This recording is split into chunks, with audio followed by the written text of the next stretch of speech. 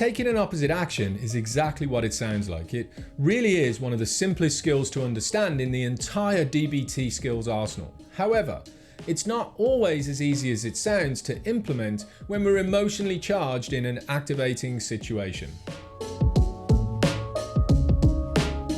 Taking an opposite action literally means to notice what part of our personality has been activated in our system. Recognize that the action this part wants to take is not the direction that you want to go in, and literally take the opposite action. This skill has been shown time and time again to reduce the emotional impact the part is having on our personality system when the emotional experience we're having doesn't fit the facts of the situation. Every emotional experience that we have has a learned behavioral response that's either innate in every single human being that's walking around on the planet, or it's something that's been learned over a period of time. In other words, the actions that we take are directly linked to the emotion we're experiencing. Taking an opposite action is all about knowing the usual behavioral response that we have to a particular emotional experience and figuring out if this action is effective for us to live the life we want to live. If it is, then keep doing it. If it's not, then we get curious as to what the opposite action is that we can take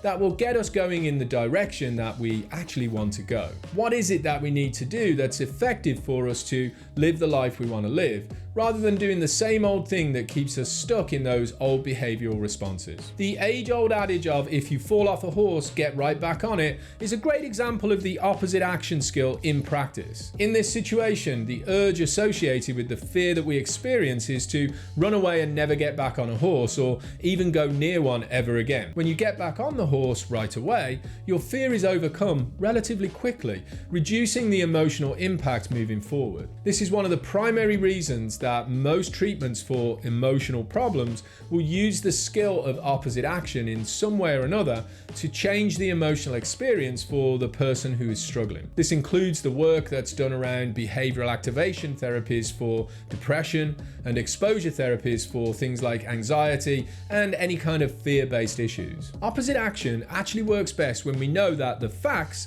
don't fit the emotional reaction to the situation that we're facing. But simply knowing that the facts don't fit the situation doesn't change the emotional experience. Taking an opposite action at this particular point in time can be a really effective way of reducing the overwhelming emotional experience that we may be having in that very moment. For example, knowing something isn't dangerous but still feeling deathly afraid of it is a perfect opportunity to practice the opposite action skill. The process starts with you identifying and naming the emotional state that's active in your system. In other words, observe and describe what's happening during the situation or circumstance that you're in. Then, check the facts to make sure that the emotion lines up with what's actually happening, confirming that you're not reacting to an inappropriate childhood schema that's currently active in your personality system. The key to taking an opposite action is to do it mindfully, because blindly forcing yourself to do something different without noticing the benefits of what it is that you're doing won't teach your personality system anything new. Take the time to explore the actions that you would normally take and see if you can get curious with the reasons behind these learned behaviors. In the PDF at the bottom of the page that's attached to this video, there's a worksheet that contains a series of questions that you can ask yourself if you find yourself in a situation where opposite action is needed. Practice these questions over and over again when making decisions that are not as emotionally activating as those when you will really need this skill. Develop them as part of your process to help remove impulsive choices. The following is a list of these questions so that you can get a feel for what it is you're being asked to do.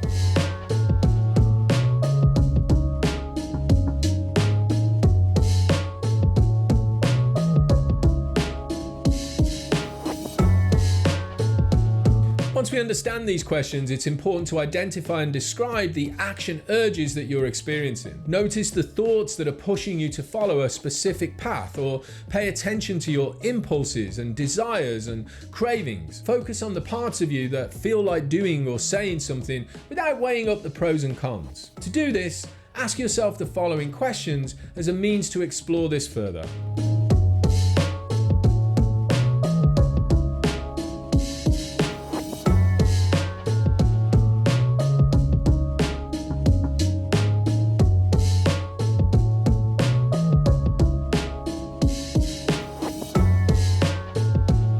Over time, developing your use of the opposite action skill will expose your system to the emotions that you fear and begin to normalize this experience for your personality system. Remember, we cannot get rid of the emotions that we're afraid of. We can only learn to regulate their impact on our system. Teaching our parts that these emotions are not going to cause the catastrophe that's expected is the goal of the opposite action skill, and it is an incredibly effective tool to have in your toolbox when it's used effectively. Don't throw yourself in at the deep end with this though. Find less impactful ways to expose yourself to these emotional experiences and increase the intensity as you go. It's also important to recognize that, like all DBT skills, this practice has to be a deliberate and mindful action to highlight the skill that we're developing. It has to be done while observing and describing the parts of our personality that are activated, recognizing the fact that the catastrophe didn't happen and pointing this out to our parts once the behavioral aspect of this action is complete. As always, if you like the content of this video, please subscribe to the channel, smash that like button and turn on those notifications for all the latest from me and the Liberation Place. If you want to know more, come join the conversation in our free